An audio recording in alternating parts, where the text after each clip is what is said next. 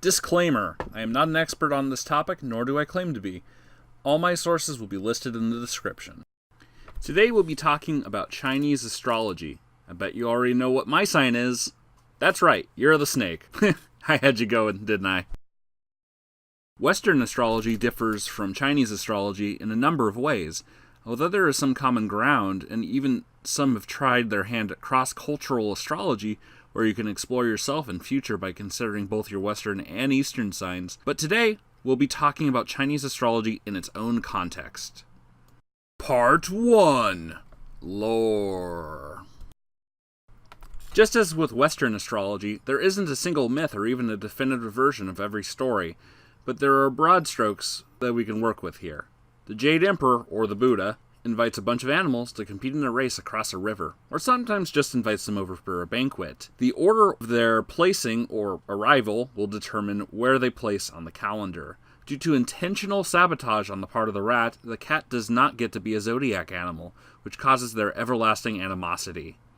The other circumstances of the race give us some insight about the traits of the zodiac animals. Rat. In addition to sabotaging the cat, he convinced the ox to carry him across the river and stole first place. Rat people are considered to be opportunists. Ox. The ox was too good-natured and calm to make a fuss about being wronged. Tiger. The tiger got there on its own strength and tenacity. Rabbit. The rabbit hurriedly raced, jumping from log to log and falling into the river, but still managed to get back on a makeshift raft and secure fourth place. Rabbits are considered lucky. Dragon. The dragon can fly, which gives it a clear advantage, but only takes fifth because it rescued humans from a fire and helped the rabbit to safety. Dragons are considered to have noble spirits. Snake. The snake slithers out of some grass and spooks the horse, claiming sixth place. Snakes are considered clever. Horse. The horse crossed the river with its strength and spirit, but it also appeared to be slightly high-strung. Horses are independent and volatile. Sheep. The sheep, monkey, and rooster all work together to cross the river. The sheep cross first, and the monkey and rooster gladly let her take first, since she helped them to bond and make the journey together. Sheep are considered to be very kind-hearted.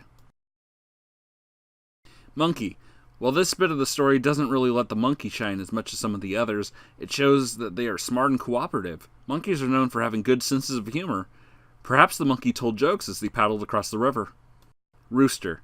As above, the rooster was won over by the sheep, but roosters are known to be forward-thinking sorts. Perhaps it was also won over by the idea of the team-up. Dog. Now for the star of the show, this year's animal, the dog.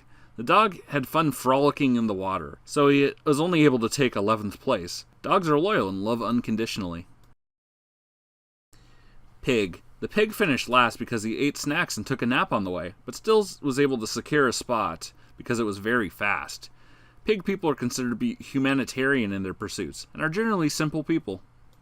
Part 2. Let's talk astrology.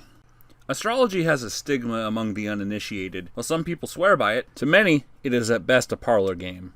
One common complaint you are likely to hear is that Western astrology is silly because it implies there are only 12 kinds of people. This is wrong for just, so many reasons. But it isn't hard to see where this idea got traction among the occultic normies. Because, to most people, they are introduced to astrology through newspaper columns, or small novelty booklets that tell you how your year is going to go. They can buy at the grocery store. If the 12 kinds of people illusion is a problem for you, then it becomes even more complex when you try to tell someone that each person born in a particular year is the same. Luckily, Chinese astrology, like Western astrology, is far more complex than that. Attributes are determined by your sign, the elemental energy of your birth year, your birth month, your birthday, and many other relevant factors. Part 3. The conclusion. To wrap this up, Chinese astrology is a tradition rich in lore and sophisticated in its use. Even if you've never considered it before, there's a lot to love about it, and I recommend learning more. Goodbye for now, and have a very prosperous Year of the Dog.